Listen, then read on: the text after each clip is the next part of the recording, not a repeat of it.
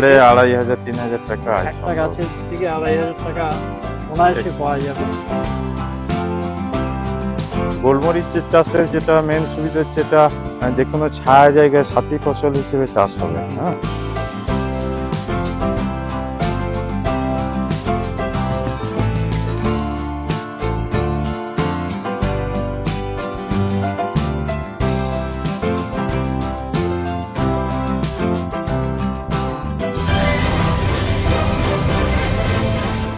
গোলমরিচকে মশলার রাজা এবং কালো সোনা বলা হয়।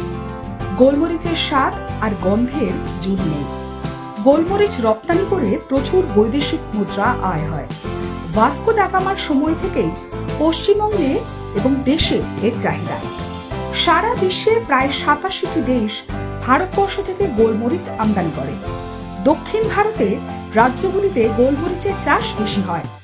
ভারতবর্ষে গোলমরিচ উৎপাদনে প্রথম কেরালা এবং কর্ণাটকে স্থান দ্বিতীয়।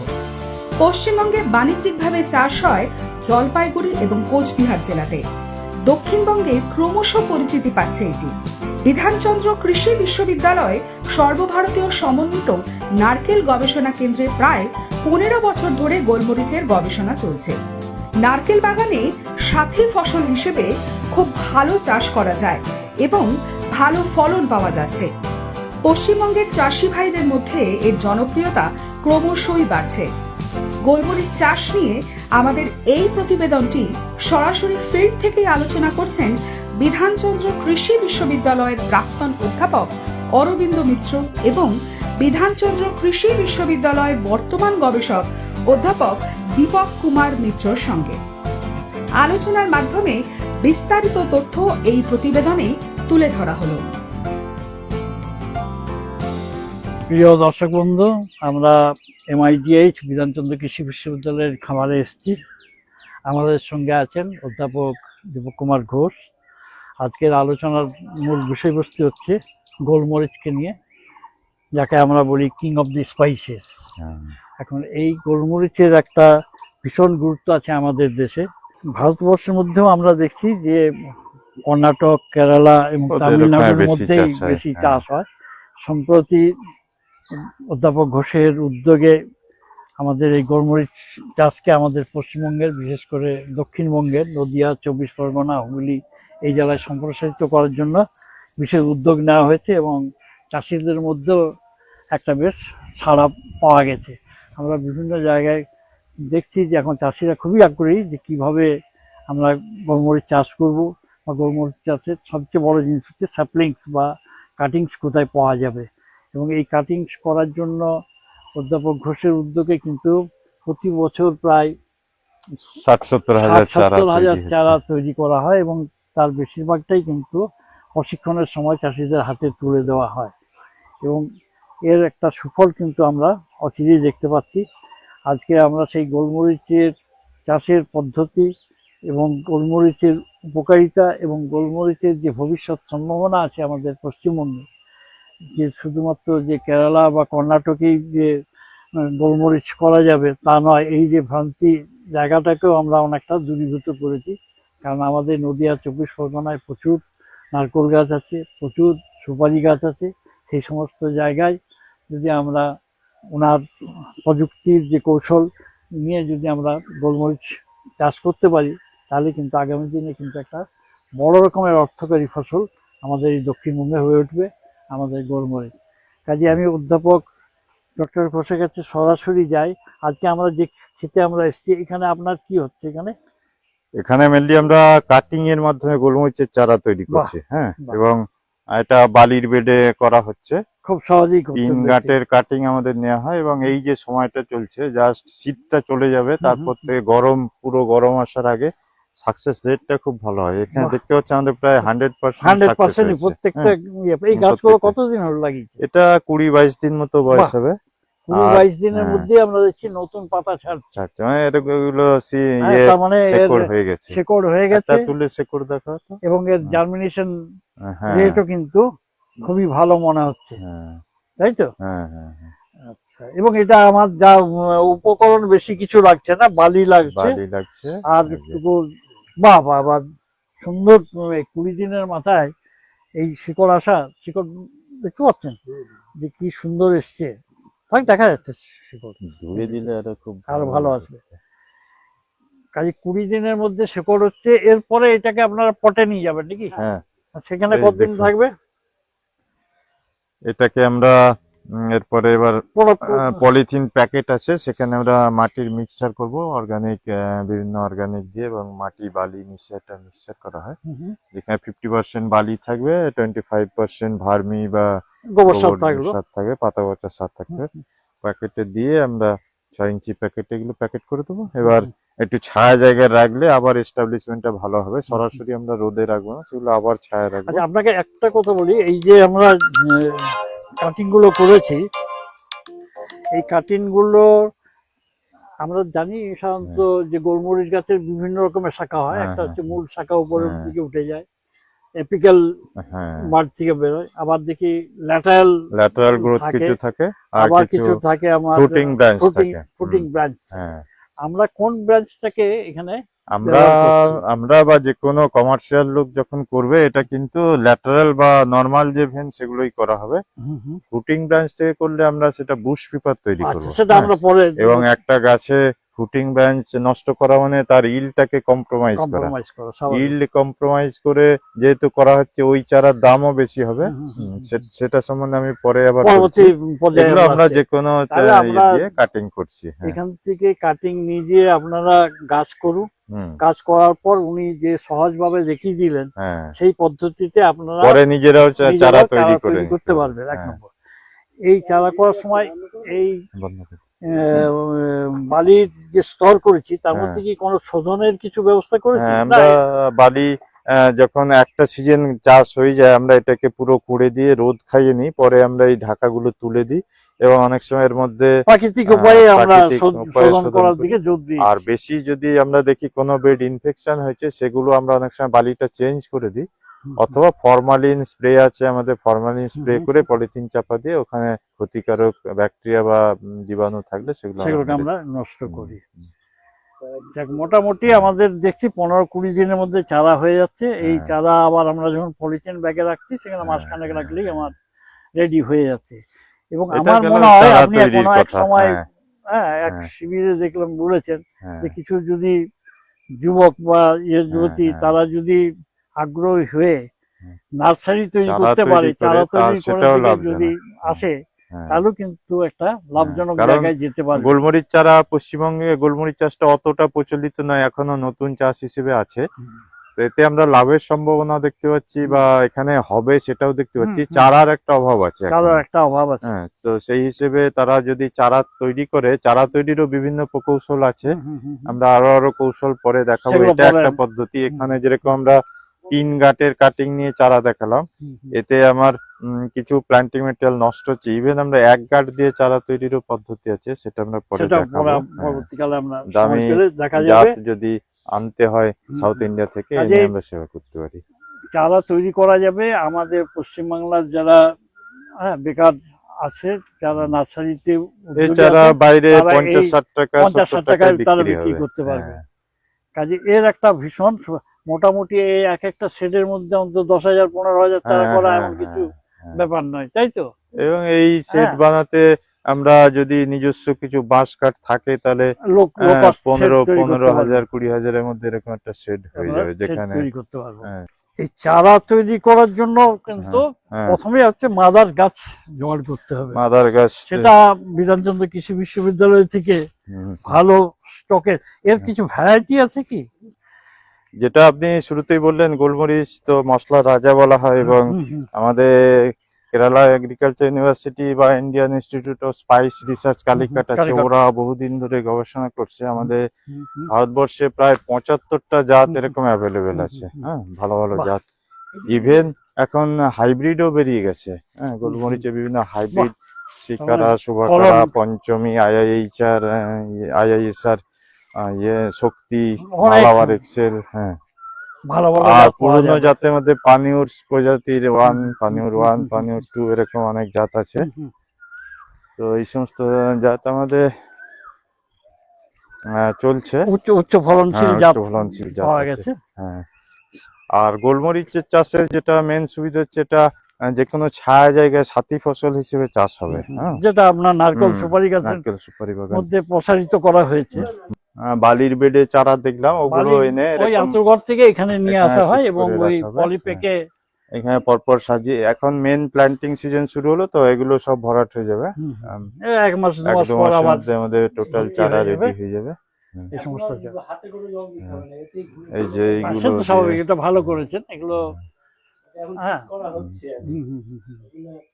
না এটা তো ইউনিভার্সিটি করেছে, আমি চাষিদের ক্ষেত্রে বলছি, তারা সেখানে যদি আর যোগাযোগ এগুলো করতে আমাদের পারে। মাটি মিক্সার তৈরি হবে, যে পলিথিন প্যাকেটে চারা লাগানো চারা হবে, লাগানো। তার জোগাড় যন্ত্র চলছে।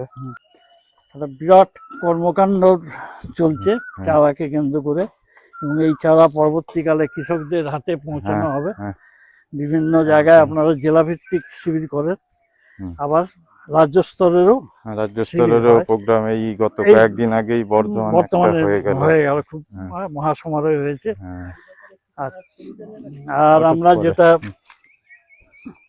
দেখছি হ্যাঁ, যে গোলমরিচের কে নিয়ে উনি অধ্যাপক ঘোষও কিন্তু পরীক্ষা নিরীক্ষা করেছেন, হ্যাঁ, আমরা যে অনেক আমরা শুধুমাত্র তথাকথিত যে নারকেল এবং সুপারি গাছের মধ্যেই যে গোলমরিচ করা যাবে তা না, হ্যাঁ, ওনার গোলমরিচে পায়োনিয়ার বলা যেতে পারে, যে হ্যাঁ। সমস্ত লম্বু গাছ আছে হ্যাঁ, সেই সমস্ত গাছে উনি হাতে কলমে করে দেখিয়েছেন যে হুম, আমাদের গোলমরিচ চারা ভালোভাবে গোলমরিচ চাষ করার সম্ভাবনা আছে। হ্যাঁ, গোলমরিচের এছাড়া যে আম গাছের শান্তিপুর বা এই সমস্ত জায়গাতে উনি অ্যাডভোকেট করেছিলেন যে সমস্ত পরিত্যক্ত বা পুরনো আম গাছগুলো আছে সেগুলোর মধ্যেও কিন্তু গোলমরিচ চাষ করার যেতে পারে, তার সম্ভাবনা আছে। আর সবচেয়ে ভালো জিনিস হচ্ছে উনি আরবান অঞ্চলের জন্য কিছু হ্যাঁ, আমরা প্রযুক্তি বের তো করছেন। আরবান হর্টিকালচার এখন দিনকে দিন খুব জনপ্রিয় হচ্ছে, তো তারাই বা গোলমরিচ চাষে পিছিয়ে থাকবে কেন? সেই আমরা ছাদের উপরে, যার আম বাগান নেই, সুপারি বাগান নেই, নারকেল বাগান নেই, সে কি গোলমরিচ করতে পারবে না? অবশ্যই পারবে। সেই টেকনোলজি আমরা ব্যবহার করছি। হ্যাঁ, তার মধ্যে বুশ পেপার একটা আছে, আর আর্টিফিশিয়াল পোল তৈরি পোল করে তৈরি করে ছাদের করেছে। মধ্যে কেউ যদি সুইটেবল হুম। স্ট্রাকচার করতে পারে, যেটা আমাদের ড্রাগন বাইরের ফ্রুটসের মধ্যে দেশগুলো, দেখতে পাই। না ভিয়েতনাম বা ইত্যাদি জায়গায় আছে, সেখানে আমরা গাছের ট্রাঙ্কের মতো একটা আর্টিফিশিয়াল ট্রাঙ্ক করবো, একটা শেড একটা প্লাস্টিকের নেট যেগুলো পাওয়া যায় সেটা রাউন্ড করে দিয়ে, পিভিসি পাইপ দিয়েও করছে PVC পাইপ, দেখলাম ভিয়েতনামে। পিভিসি পাইপের থেকেও ওই নেটটা ভালো। এটা ভালো। নেটটা ভালো, ওর মধ্যে আমরা কোকোনাট কয়ার ডাস্ট যেগুলো আছে বা বিভিন্ন অর্গানিক ম্যানিউর দিয়ে পুরো ট্যাঙ্কের মতো একটা 2 মিটার 2.5 মিটার হাইট করছি, তার গোড়ায় চারপাশ দিয়ে আমরা বুশ পেপার লাগিয়ে দেবো। এবার সেটা সুন্দরভাবে ঝাড় হয়ে তার মধ্যে আর্টিফিশিয়াল যেটা করতে হবে, একটা ছায়ার ব্যবস্থা করতে হবে। আমাদের যে শেড নেট গুলো পাওয়া যায় সেগুলো দিয়ে একটা ছায়া করে দিলে এবং মাঝে মাঝে জল স্প্রে করতে পারলে যথেষ্ট। আমি অ্যাগ্রো ফরেস্ট্রির মধ্যেও যদি আমরা এই টেকনিকটা ব্যবহার করতে পারি। আমি গত মাসে জলগাঁওতে গেছিলাম, জৈন ইরিগেশনের ওদের ইতে, ওই রকম গরম জায়গাতে ওরা গোলমরিচ চাষ করছে, এবং ওটার অ্যাডভাইসার হিসেবে আছেন বিখ্যাত গোলমরিচ সায়েন্টিস্ট একজন। তো উনি দেখিয়ে দিচ্ছেন যে এখন ক্লাইমেট নিউট্রাল এগ্রিকালচার দিকে চলে যাওয়া যাচ্ছে। ক্লাইমেট কোনো ফ্যাক্টরি হবে না যদি আমরা আর্টিফিশিয়াল ভাবে সবকিছু ম্যানেজ করতে পারি। সেটা যদি কস্ট এফেক্টিভ হয় নিশ্চয়ই করা যাবে। আর গোলমরিচে আমরা মেন ছায়া দেবো আর একটু জল দেবো, তাহলে কিন্তু হয়ে যাবে, এমন কিছু আদার্স কস্ট এক নেই। একটা গাছ থেকে মোটামুটি কতটা ফলন পাওয়া যেতে পারে গড়পড়তা? গড়পড়তা ধরুন দক্ষিণ ভারতের কথা যদি বলি, ওরা একটা বুশ ঝাড়, মানে একটা লম্বা গাছের ঝাড় থেকে 30 থেকে 40 কিলো গোলমরিচ পায়। একটা ঝাড় থেকে? একটা ঝাড় থেকে, একটা ঝাড় মানে একটা লম্বা গাছে উঠে গেছে। আর আমাদের পশ্চিমবঙ্গে যদি বলি, উত্তরবঙ্গের ক্ষেত্রে ওরা একটু বেশি পায়, ওদের আর্দ্রতা একটু বেশি তরাই অঞ্চলে, তো ওখানে ওরা 15 কিলো 20 কিলো অব্দি পাচ্ছে। আর আমাদের মন্ডৌরি গবেষণা কেন্দ্রে আমরা যে গবেষণাগুলো করেছি বা কল্যাণীতে, এখানে আমরা 12 থেকে 15 কিলো গোলমরিচ পাচ্ছি। এখন 12 কিলো কাঁচা গোলমরিচের কথা আমি বললাম, শুকালে 1/3 হয়ে গেল নাকি? 1/4 বা 1/5 হবে আর কি, ভ্যারাইটি অনুসারে হবে। এক একটা ঝাড় থেকে আমরা 2 কুইন্টালের মতো, হ্যাঁ 2 কেজির মতো আমরা পাবো। 3 কেজি পাবো। এবং 2 কেজির বাজার দর মোটামুটি পাইকারি দর হচ্ছে দেখছিলাম আমরা 700 থেকে 800 টাকা। আর এমনি বাজার দর তো অনেক বেশি, অনেক আরো বেশি, 1000 হ্যাঁ। থেকে 1500, এবং বাজারের বেশিরভাগই দেখি আবার পাইল একটা ঝাড়ে 2500-3000 টাকা আয় একটা সম্ভব। গাছের থেকে 2500 টাকা অনায়াসে Extra। পাওয়া যাবে। এবং এটাও এক্সট্রা আয় হিসেবে পাওয়া Extra যাবে, কোন আয় একটা ফসল হচ্ছে হুম। গাছ জাতীয় ফসল, তাতে আমরা হুম। গাছের মধ্যে তুলে দেবো। কাজে সম্ভাবনা আমরা দুদিকে দেখছি, সাথী ফসল হিসাবেও গোলমরিচকে বিস্তার করা যেতে পারে, হ্যাঁ, আবার মনোক্রপ হিসাবেও যেভাবে আপনি বললেন ইভেন যে আমি পিলার তৈরি করে হ্যাঁ পিলার তো হচ্ছে গোলমরিচ আমরা চাষ করা যায়। বেগুন চাষের মতো টেকনোলজিতে চলে এসেছি। হুম। এই এরকম আমরা বুশ, বুশ পেপার করব, দেখতে পাচ্ছেন হ্যাঁ, এটা এই তো বুশ লং, পেপারে হ্যাঁ ফল চলে আপনি এসছে, দেখুন এই জায়গায় এই যে ফল এরকম ফল চলে এসছে, এগুলো ফুল এসছে, যেমন এগুলো টবের মধ্যে কিভাবে ফল হবে, এই যে টবে গোলমরিচ চাষ, টবে এই তো টবে করেছে তো, এইটাকেই বলছি আমরা বুশ কালটিভেশন, যে কোন ফ্ল্যাটের আমার মধ্যে উপরের কেউ মধ্যে দরকার নেই, চাষের শখ আছে, আমি এটা ঘরের রেখে মধ্যে দিতে 3-4টে পারবে, যদি করে রাখি অন্তত নিজেরটা হয়ে যাবে, শখও হবে কিছুটা, শখও হবে। ইয়ে, কারণ বাজারের অনেক সময় ভেজাল গোলমরিচে ভরে গেছে, তাই তো পেঁপে বীজেও Even অনেক সময় গাছ থেকে দিয়েছে। পাড়া গোলমরিচের যে সেন্ট পাওয়া যাবে, হ্যাঁ, যদি সেটা সাথে সাথে ব্যবহার করা স্বাভাবিক। হয়, সুপের মধ্যে দুটো কাঁচা গোলমরিচ ফেলা যায়, তার হুম। সেন্ট অন্যরকম হয়ে যায়। অন্যরকম একটা অনুভূতি আছে। ফলনটা কতদিন পরে আসে? বুশ পেপারে সেই বছরই ফলন আসবে। এটা খুব আছে, আর ওটা তো বললেন যে আমরা 3 যদি বছর, তাহলে আম তো- গাছের উদাহরণ দিই, আপনারা দেখেছেন আটির আম গাছ লাগালে আগে 8-10 বছর পরে ফল আসতো, কিন্তু এখনকার আমের কলম পরের বছরই ফুল চলে এটা আসে। কলম টাইপের এটা হয়ে সেই যাচ্ছে। রকম ব্যাপার আর কি, পরের বছরই ফুল চলে আসে। এটা ল্যাটারাল থেকে করেছি, হ্যাঁ, এটা ফ্রুটিং ব্রাঞ্চ থেকে ফুটিং করা ব্রাঞ্চ হয়েছে। থেকে করেছি। হ্যাঁ। আচ্ছা, খুব সুন্দর। তো আবার এই জন্যে- আবার এই ব্রাঞ্চ থেকেও আমি হ্যাঁ, cutting এগুলো করে আবার করতে পারি, কাটিং করলে আমাদের সংখ্যা বাড়ানো হয়, সংখ্যা এটাকে। বাড়ানো যেতে পারে। খুব সুন্দর হয়েছে এটা, হ্যাঁ। Bush cultivation. এইটা আমার অন্তত বলবো যে হ্যাঁ, শহরাঞ্চলে, বিশেষ করে কলকাতা এবং তার পার্শ্ববর্তী যে সমস্ত আরবান এরিয়াজ আছে, হুম। এখন একটা ছাদ বাগান করার একটা এরকম প্রবণতা উপরে এসেছে, একটা ছাউনি দিয়ে দেবে, সুন্দর একটা সেট হবে। দরকার। হ্যাঁ, হ্যাঁ, জাস্ট শুধু এই ফুলটা আসবে, এখন হ্যাঁ। একটু হালকা জল, জল স্প্রে করে দিলেই হবে, যে বিরাট কিছু জল লাগবে তাও না। হুম। না, ইভেন গোলমরিচ চাষে হারভেস্টিং একটা সমস্যা, হ্যাঁ, উঁচু গাছে উঠে হারভেস্ট করা একটা সমস্যা। হুম, হুম। তো গভর্নমেন্ট অফ ইন্ডিয়া থেকে বা স্পাইসের যারা রিসার্চ করছে, প্রমোট করছে, এটাকে আমরা যদি অন্য ক্রপের মতো করতে পারি, হুম, হুম, হুম। যেরকম বেগুন লঙ্কা চাষ হচ্ছে, আমরা ছায়া জায়গার জমিতে ইন্টারক্রপ হিসেবে এইভাবে করা যায়। বুশ পেপার টোটাল লাগিয়ে দেওয়া হলো, কাজে এটা একটা অর্থকারী ফসল, হারভেস্টিং এর খুব সুবিধা। এবং এর একটা ভীষণ সম্ভাবনা আছে যদি হ্যাঁ। আমরা এই প্রযুক্তিকে মাঠের মধ্যে নিয়ে যেতে পারি। অবশ্যই। এবং এর জন্য কিন্তু কিছুটা সরকারি যে অন্যান্য প্রতিষ্ঠান আছে হ্যাঁ, তাদেরও এগিয়ে আসতে এগিয়ে হবে। আসতে সবাই মিলে যদি আমরা প্রচেষ্টা করতে পারি, এটা পরীক্ষিত যে আমাদের এখানে গোলমরিচ চাষ করা সম্ভব, গোলমরিচের ফলনও ভালো পাওয়া যাবে, এবং আমরা এই সমস্ত বুশ টাইপের যে গোলমরিচ, সেটাও আমরা করতে পারবো। বাড়িতে বসে আমরা টবের মধ্যে গোলমরিচ লাগিয়ে গোলমরিচ ফল পাড়তে পারবো এবং তার আস্বাদনও করতে পারবো। কাজে এর একটা ভীষণ দিক আছে। বিশেষ আর করে পান বরজ যদি আমরা খরচা করে করতে পারি, ওইভাবে বরজ সিস্টেম করে তাহলে তো আরো ভেতরে ভালো হয়। ট্যাঙ্ক করে আমরা করতে পারবো, করতে পারি। অসুবিধা কিছু নেই। ইচ্ছে কাজেই থাকলে উপায় আমরা আছে সবই। অধ্যাপক ঘোষের কাছে থেকে জানতে পারলাম যে আমাদের পশ্চিম বাংলায় গোলমরিচ চাষের একটা ভীষণ সম্ভাবনা আছে, এবং ভবিষ্যতে যদি আমরা সবাই যদি সচেষ্ট হয়, শুধুমাত্র বিধানচন্দ্র কৃষি বিশ্ববিদ্যালয়ের MIDH থেকে বললে তো হবে না, এখান থেকে প্রযুক্তি দেওয়া যাবে। কাজে উনি প্রযুক্তি অভিজ্ঞতা সমস্ত জায়গায় বিতরণ করছেন।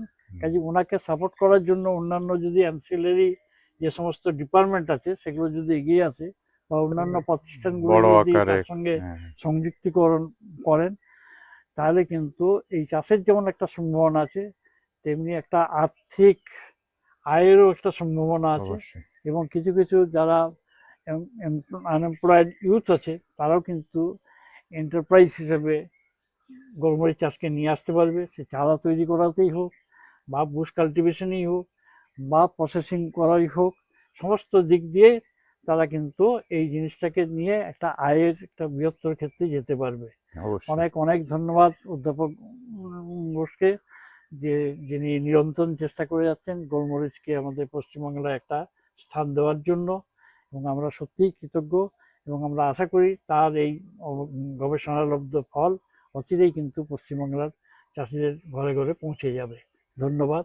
নমস্কার। আমরা এক কথায় বলতে পারি দেশলাই আমরা আবিষ্কার করে বসে আছি, এবার সেটাকে দাবানল করার দায়িত্ব সবাইকে নিতে সবাইকে হবে। নিতে হবে। আমাদের হাতে প্রযুক্তি রেডি প্রযুক্তি আছে। আছে, হ্যাঁ। হ্যাঁ, কাজে প্রসারিত করার জন্য অন্যান্য প্রতিষ্ঠানগুলোকে এগিয়ে আসতে হবে এবং অবশ্যই। আশা করি ওনার যেমন হলুদ প্রযুক্তি আজ আপনার রাঢ় বাংলায় কিন্তু একটা জনপ্রিয় হয়ে উঠেছে।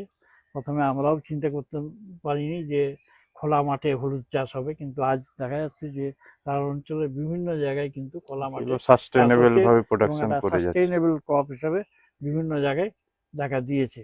বৃষ্টি নির্ভর একটা চাষ, কাজে অচিরেও কিন্তু আমরা তার অভিজ্ঞতা থেকে বুঝতে পেরেছি বা এখনো বোঝার অবকাশ আছে যে এই গোলমরিচ চাষকে আমরা কিন্তু কৃষকের দ্বারা সাথী নিয়ে যেতে ফসল পারবো, হিসেবে বিশেষ করে সাথী খুবই ফসল হিসাবে নিয়ে গুরুত্বপূর্ণ। যেতে পারবো, বনফসল হিসাবেও আমরা নিয়ে যেতে পারবো।